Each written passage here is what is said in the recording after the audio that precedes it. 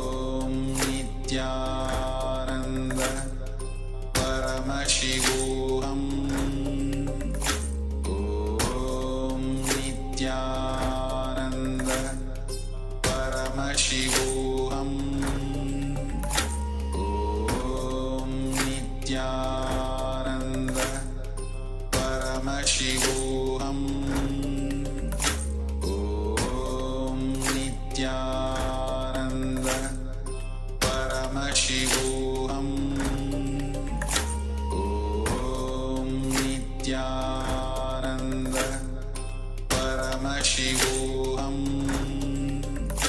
Om Nithyananda Paramashivoham.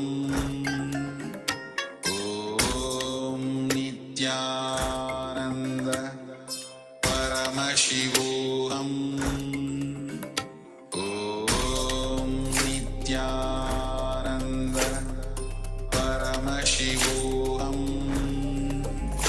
Om Nithyananda Paramashivoham. Om Nithyananda Paramashivoham. Om Nithyananda Paramashivoham. Om Nithyananda Paramashivoham.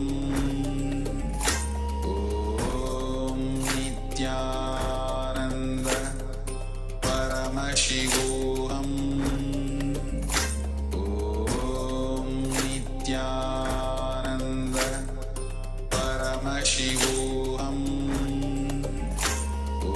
Om Nithyananda Paramashivoham. Om Nithyananda Paramashivoham. Om Nithyananda Paramashivoham. Om Nithyananda Paramashivoham. Om Nithyananda Paramashivoham. Om Nithyananda Paramashivoham.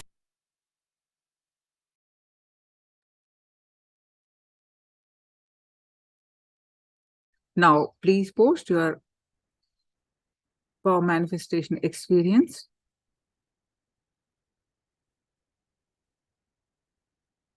Please quickly post power manifestation experience. We'll be joining the darshan preparation. Soon we are going to have the darshan.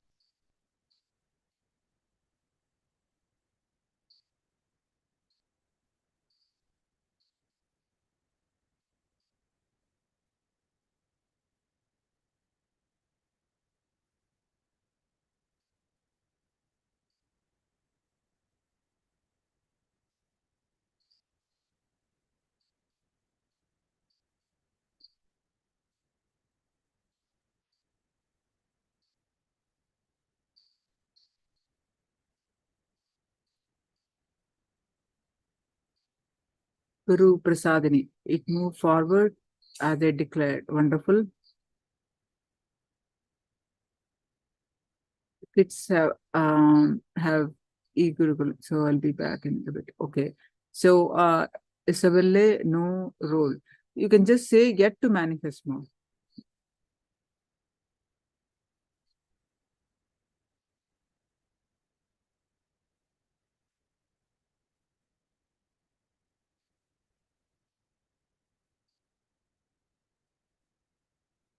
Jenny posted the coconut roll towards my direction. Wonderful.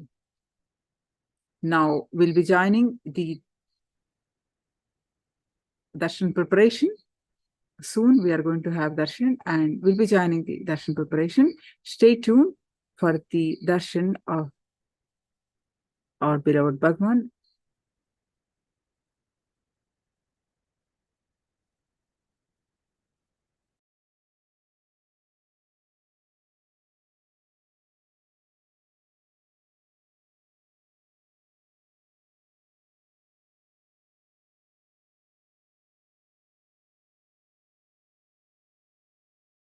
accessible for us, and especially through a living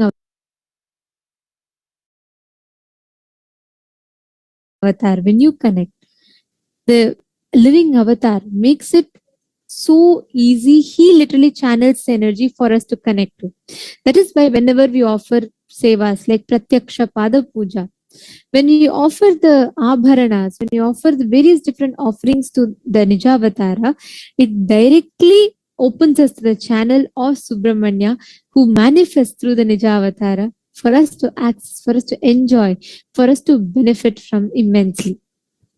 So this Kanda Shashti, which is ending on the 18th of November, just 3 days from now, we are going to be having a grand celebration. We are going to be having a grand offering, which is going to be made to Bhagavan Subramanya. And we would like to request all of you, every one of you that are interested, that are willing to make the offering, to please take a few minutes and head to the link as projected to all of you.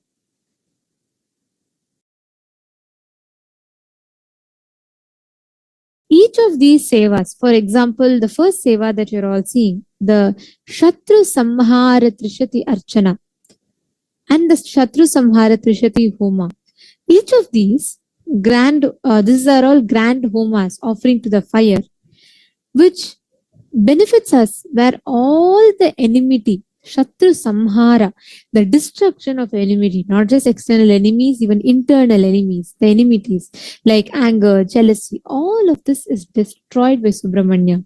He is the warrior god and he is so powerful. When you connect to him, he intensely manifests and he will destroy all the internal and external enmities that are enemies that you are suffering with and bestow you with the ultimate completion and enlightenment itself.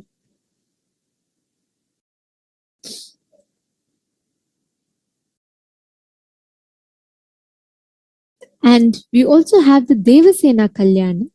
For any one of you that are intending, that are really having a sincere intention to experience complete fulfillment in relationships.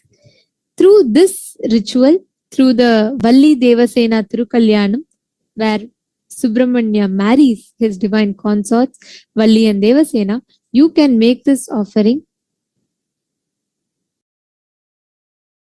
So on this day, the Devasena Thirukalyanam happens on the 18th of November, where Subramanya accepts the celestial marriage is conducted, where Subramanya accepts Devi Devasena as his divine consort, and the couple grace the whole of humanity with eternal completion and fulfillment.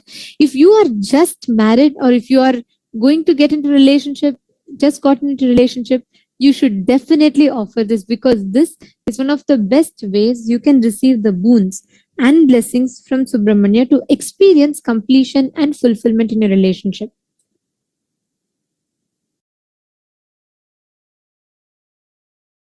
We request all the participants, whoever wants to make the offering, take a few minutes and head to the link that is projected for all of you.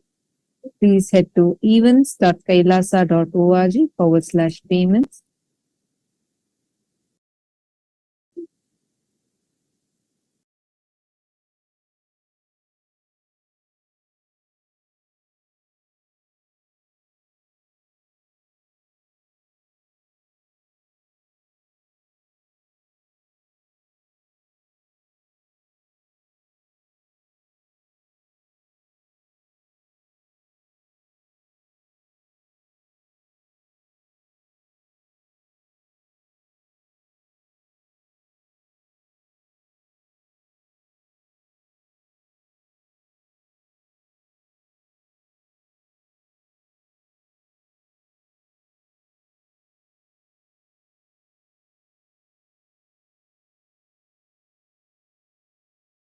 To head to this link, events.kailasa.org/payment, and you can make the offering here as projected for all of you. You will be able to find any of the offering that you would want to make in this list, and you can go ahead and choose that particular offering, and please, you can offer your gratitude. You can connect to Bhagavan Subramanya.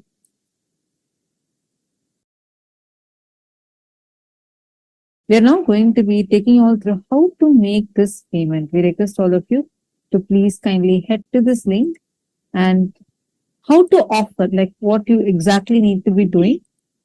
We're now going to be taking you all through the steps for it. So once you head to this link, you'll actually see a form that looks like this. And once you go here, you can actually choose. The question says, I came to know this offering through. You can choose the last option, program, and enter the name of enricher. You can put it as Acharyas. And in the status, we request you to please choose it as waiting for bank details.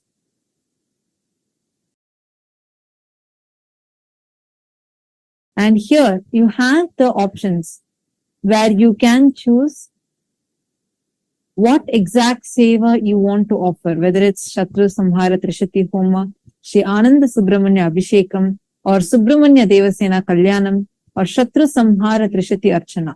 You can choose these, and like, for example, if you want to offer Subramanya Devasena Kalyanam, you can click on that and you can fill in the further details where you can choose November 18th of November as a preferred date of offering. And once you fill in these details and sign up, our team will reach out to you and help you with the further steps and guide you as to how you can make this offering. Request all of you, every one of you that are connecting, that want to have the breakthrough, whether you are stuck somewhere in life, in some struggle, where you're not able to break free from a certain pattern, which is an internal to each of you, all of and you, we will be whether able you to are guide not you, able to get support you over in certain making the offering. conflict in relationships, some enemies And around today, you, just all of us connect to are going to be Subramanian. having He the is the Lord of darshan victory and of valor. Ganga And Dharamurti and Paramav Ganga Visarjana Murti forms of Paramashiva. This is the very form of Paramashiva. Actually, Ganga Dharamurti, we all learned, directly listen to the story from Swamiji himself revealing it, right? How from Satyaloka, Devi Ganga descends to Bhuloka. And how the whole journey itself is a powerful expression of tapas, will persistence, and how Devi Ganga comes down, liberates Bhagirath's ancestors, and continues to grace all of us very beautifully, revealing every single step. And what is the reason for it? What does that signify? What does each part of her happening signifies? Swamiji had explained today to us. And today we are going to be having that very form of Paramashiva, who held Ganga in his jatas as Ganga Dharamurti, and just opening two of his jatas, he showered the whole Bhuloka with Devi Ganga, Ganga Visarjana Murti. So we are going to now be chanting the Dhyana Shloka of this very form of Paramashiva.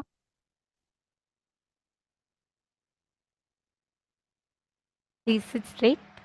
And as we chant the Dhyana Shloka, we request all of you to intensely connect to Swamiji.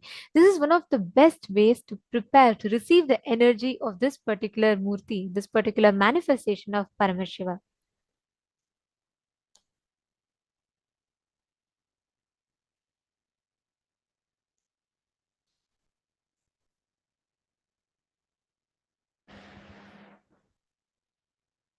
ततो हैमवती ज्येष्ठा सर्वलोकनमस्कृता तदा साति महद्रूपं कृत्वा वेगं च दुस्सहम् आकाशत्पदद्राम शिवे शिवशिरस्युतः अचिन्त्यच्च सा देवी गङ्गा परमधुर्धरा विशाम्यहं हि पातालं स्तोत्रसागृह्य शङ्करम् तस्यावलेपनं ज्ञात्वा रुद्धस्तु भगवान् हरः तिरो भावयितुं बुद्धिर्चक्रे त्रिनयनस्तथा सा तस्मिन् पतिता पुण्या पुण्ये रुद्रस्य मूर्धनि हिमवत्प्रतिमे राम जटामण्डलगह्वरे सा कतश्चिन्महीं गन्तुं न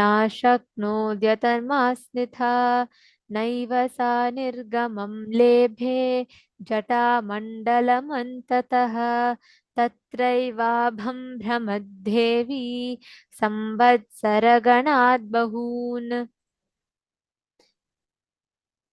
तामपश्यन् पुनस्तत्र तपः परममास्थितः स तेन तोषचिस्ताद्यत् अद्यन्तं रघुनन्दन विससर्ज ततो गङ्गा हरो बिन्दुः सरः प्रति तस्या विसृज्यमानायां सप्तस्तोत्रं सिजञ्जिरे ह्लादिनी पावनी चैव नलिनी च तथैव च तिस्रः प्राचीं दिशं जग्मुर्गङ्गाः शिवजला शुभाः सुचक्षुश्चैव सीता च सिन्धुश्चैव महानदी तिस्रद्वेतादिशं जग्मुः प्रतीचिं तु शुभोधकाः सप्तमी चान्वगन्तासां भगीरथं रथं तदा भगीरथोऽपि राजर्षिर्दिव्यं स्यन्दनमास्थितः प्रायादग्रे महातेजा गङ्गा तं चाप्यनुव्रजत् गगनाच्छङ्करस्थितो धरणी मम गागताः व्यसपर्तजलं तत्र तीव्रशब्दपुरस्कृतम्. This whole Dhyana shloka very beautifully describes the incident of Devi Ganga's descent to planet Earth. We all heard it directly in the words of the Supreme Pontiff of Hinduism himself. And this verse is a Shastra Pramana, is a scriptural reference of how beautifully the whole happening of Devi Ganga is described. It's recorded as it happened. Afterwards, she who is revered by all the worlds, who is the elder daughter of Himavanta, that Ganga, assuming an unendurable form and insupportable rapidity, plunged from the sky unto the jatas of Paramashiva. She, who is an extremely unendurable river, that goddess Ganga, even speculated, saying to herself, "Let me enter to the netherworlds, having Paramashiva as my source." Paramashiva, the all-knower, to remove her ego and delusion, pent her up in the tufts of his jata, the jata juta, the matted locks. And O Rama, she, that holy river of Ganga, swooped down into the cavernous curls of matted hair, the jata juta of Paramashiva, and she became a detainee in them. Though she strove hard in one way or another to reach the earth, that Ganga is rendered incapable, as she could not gain access for an outlet from the edge of coils, the jata jutas of Paramashiva. Hence, she realizes and prays to Paramashiva. Goddess Ganga whirled round and round in the coils of tufts alone for many number of years. And when Ganga's liberation from those coils is intangible, Bhagiratha again firmed up in a marvelous penance in the matter of her descent in earth. O Rama, the legatee of Raghu, with that aces of Bhagiratha, Paramashiva is very much delighted, and thereupon he released Ganga, aiming at the Bindu lake in Himalayas. While Paramashiva released Devi Ganga into Bindu, 7 streams have emerged out of it. Thus, 3 auspicious Gangas with the holy waters have cruised eastward, which are known as Hladini, Pavani, and Nalini. Also, thus Suchakshu, Sita, and the excellent river Sindhu are the other 3 rivers which streamed to the westward direction with their holy waters. Of them all, 7th, the Ganga, flowed towards the path of Bhagiratha's chariot. The great, resplendent, and kingly sage Bhagiratha, sitting in a divine chariot, moved ahead, and even Ganga followed him. Thus Ganga came from heavens unto Shankara's head, and from there unto the earth, and from there on, earth Her waters advanced with a tumultuous sound. This happening of Ganga, the most compassionate happening directly to planet Earth, Mother Ganga. Like Swamiji said, Ganga's pravaha is that of enlightenment. She is Jnana Ganga. She is Devi Ganga who gives Jivan Mukti to people. And today, all of us are going to be having the darshan of the very source through whom today humanity is benefiting with Devi Ganga. Paramashiva himself as Ganga Dharamurti and Ganga Visarjanamurti forms. We request all the participants, every one of you, to please get ready to receive the darshan. Please sit straight with your head, neck and spine in a straight line. Today, during the darshan, all of us are going to be receiving the initiation into one of the most crucial aspects of our life, the key to success. Today, all of us learned about super determinism, about how life is neither free will nor it is predetermined, but it is super determined. Learned about the secret to success, will persistence, which is beautifully represented by Devi Ganga. Swamiji tells beautifully how Ganga does not break Himalayas by her power. She breaks it by her persistence, continuously persisting. And today, all of us are going to be receiving the Paramatma Shakti Diksha, initiation into super determinism, being able to persist, persevere, have the will persistence and self-drive like Devi Ganga. We request all the participants, every one of you, to come and settle down in front of the camera. Let us all get ready to receive the darshan. Today, all the Paramashivoham Level 1, Level 2 participants, today all the Paramashivoham Level 1 participants are going to be receiving one of the most important initiation. This initiation is literally forming the base for you to manifest will persistence. So all the Paramashivoham Level 1 participants, today all of you have learned about completion with self-doubt and how you can get rid of all the suffering and delusions in life and how you can heal the inner violence. And we learned about the science of completion, how self-doubt, self-hatred, and self-denial is formed. Today, all of the Paramashivam Level 1 participants are going to be receiving the initiation to be liberated and healed from all forms of self-doubts, self-hatred, self-denying patterns.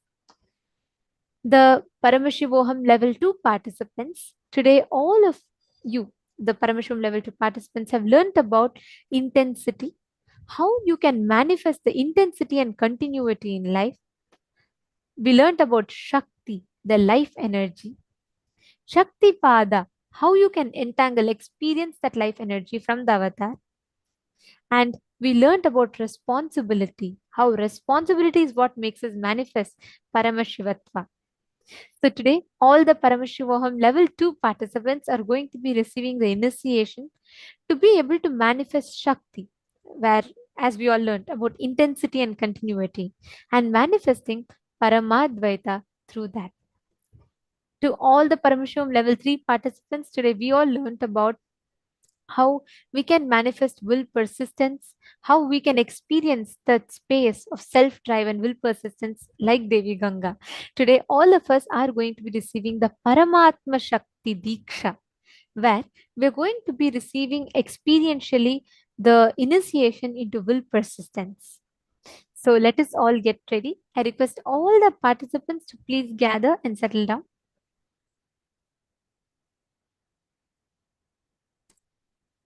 And during the darshan, all of you can post your prayers, any boons that you want, and you can post it here in the chat.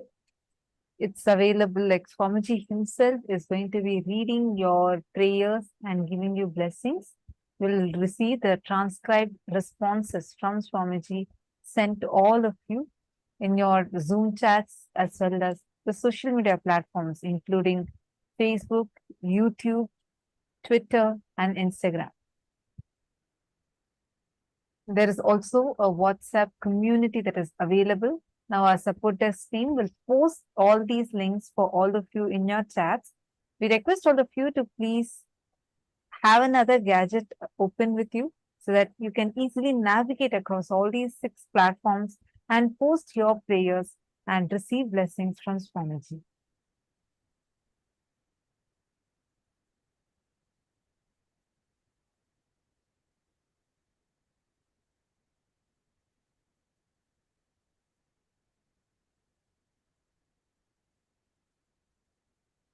All the participants who want to offer any ritual in the Skanda Shashti rituals on 18th of November, all of you can take a few minutes and please head to the link events.kailasa.org/payment and you can make your offering now.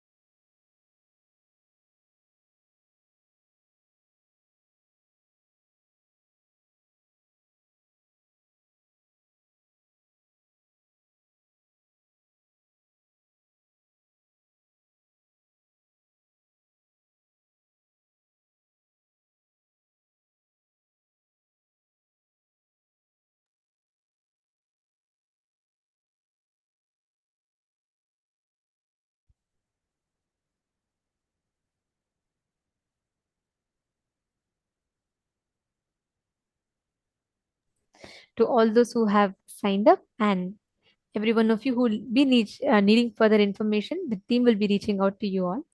Now, let us all get ready to receive the Paramatma Shakti Diksha, the initiation into the ultimate will persistence. And let us all get ready to behold the most graceful, beautiful form of Paramashiva, Paramavatara of Paramashiva, in his manifestation as Gangadhara Murti and Ganga Visarjana Murti. Please sit straight with your head, neck, and spine in a straight line. Chant the Mahavakya. Om Nithyananda Paramashivoham.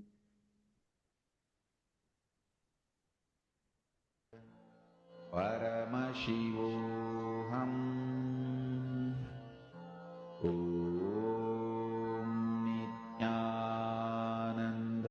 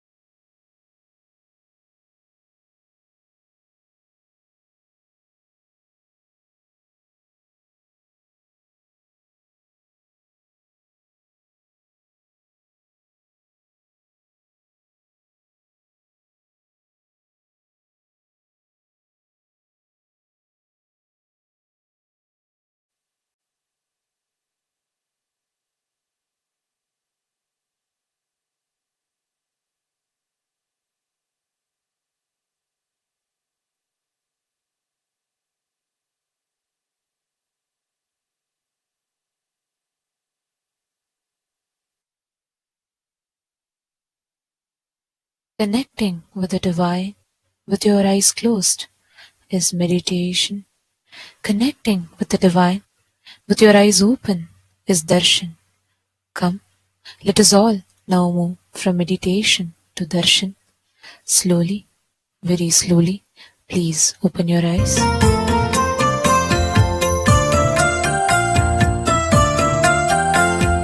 देवी सुरेश्वरी भगवती गंगे त्रिभुवन तारिणी तरल तरंगे शंकर मौली विहारिणि विमले मम मदिरास्ता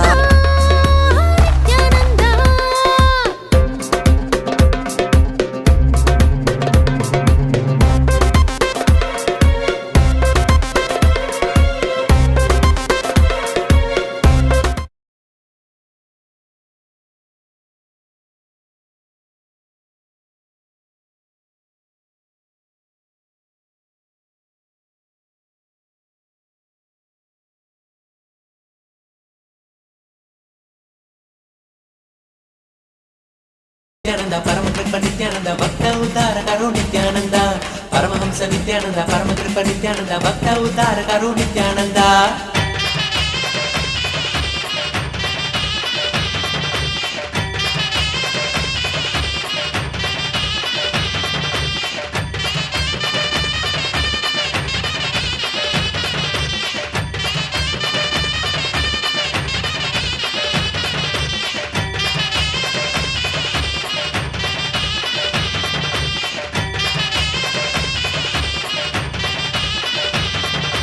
आनंदेश्वर अभय प्रदायक आनंद रूपा नित्यानंद आनंदेश्वर अभय प्रदायक आनंद रूपा नित्यानंद गुरुदेव नित्यानंद शरणं नित्यानंद गुरुदेव नित्यानंद शरणं नित्यानंद देवादि देव हरे दीनों की नाथ हरे परम कृपाल हरे नित्यानंद देवादि देव हरे दीनों की नाथ हरे परम कृपाल हरे नित्यानंद परमहंस नित्यानंद परम कृपा नित्यानंद भक्त उद्धार करो Nityanand Paramhans Nithyananda, Paramakripa Nithyananda, Bhakta Udara Karo Nithyananda.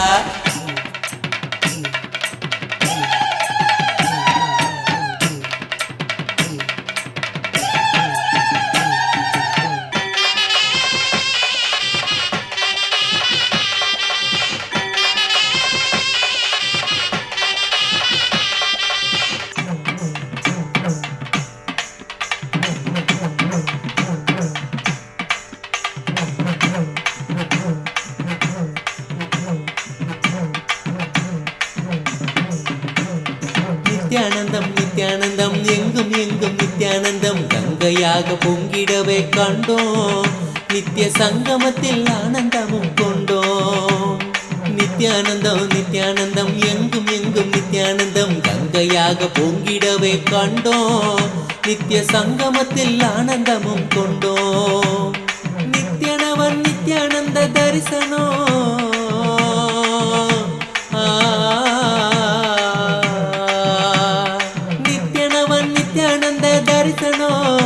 தன்னை காணும் ஜீவன் யாவிலுமே பரவசமே பரவசமே தந்தானே தந்தானே நித்யானந்தமே நித்ய ஆனந்தம் தந்தானே நித்யானந்தனே தந்தானே தந்தானே நித்யானந்தமே நித்ய ஆனந்தம் தந்தானே நித்யானந்தனே நித்யானந்தனே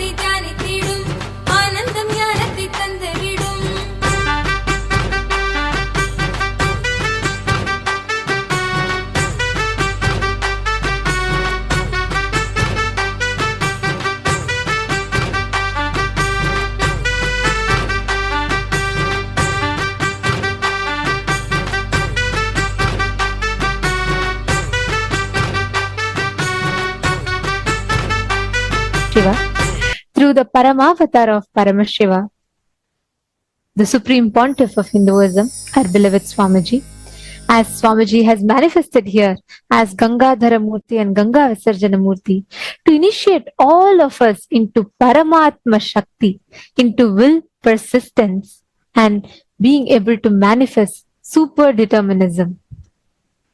To all the participants that are here today, anywhere in life you're lacking success, you feel like you're giving up, you feel lack of motivation, you feel lack of inspiration, boredom or tiredness, to this manifestation of Swamiji's, when you ask any boons pertaining to manifesting will, persistence in any aspect of your life, all those boons in particular will be manifested. You can ask any boons that you want, but in this particular field, to this manifestation of Paramashiva, you can ask, as all of us are receiving initiation into Paramatma Shakti today. And we will now be taking you all through the different platforms in which you can post your boons, your blessings requests to Swamiji, and you can post all your messages of gratitude and love. The first platform is YouTube. Please head to KAILASA's SPH Nithyananda YouTube channel. Go to the live chat section, go to the live stream and head to the live chat section. And in the live chat section, you can post your prayers and receive direct blessings from Swamiji via YouTube. Next is WhatsApp. Please head to kailasa.org. Scroll down to the bottom of the page. You will be prompted with the WhatsApp icon, clicking which you can join the WhatsApp community and post your messages directly via WhatsApp and receive blessings from Swamiji. Next is Twitter. Please head to KAILASA's SPH Nithyananda Paramashivoham Twitter handle. Go to the topmost pinned tweet. Clicking the reply icon, you can post your prayer using the hashtag #AskTheAvatar. The next is Instagram. Please head to KAILASA's SPH Nithyananda Instagram handle and click on the profile picture, which will lead you to the live video. And in the comment section of the live video, you can post your prayers and receive direct blessings from Swamiji via Instagram. The next is Facebook. Please head to KAILASA's SPH JGM Nithyananda Paramashivoham Facebook page. If you are new here, make sure to hit the follow button and also give a like to the page. Scroll down and head to the live video. And right under it, you will see the comment section where you can post your prayers and also share this video with at least 5 of your friends, family members who are